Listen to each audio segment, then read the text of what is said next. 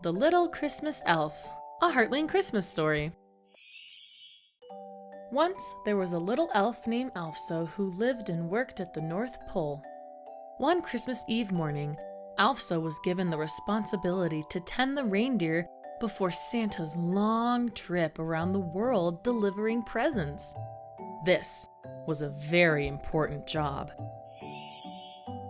Alfsol, wanting to make sure the reindeer were ready for their strenuous journey, decided to take them out on a test run. Excited, the reindeer stomped their hooves and nodded their heads in approval. Alfsol climbed into the driver's seat.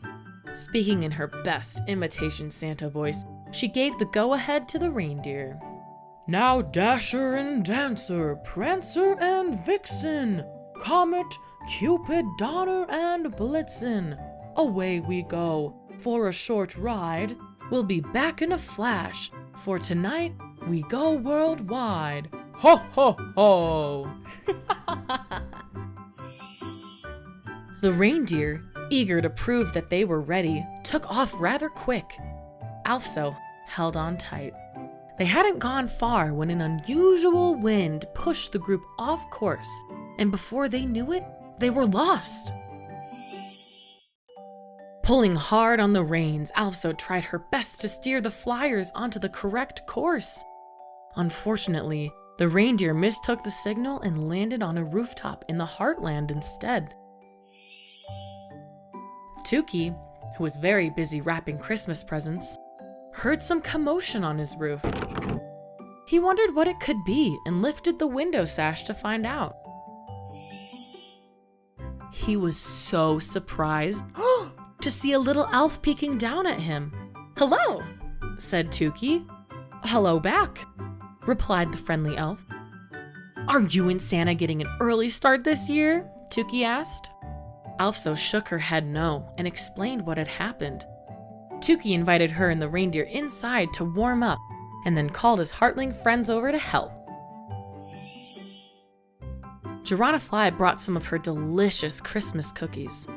Swanella brought a beautiful poinsettia plant. Tukey brought decorations for the tree, and Barkle brought hot chocolate.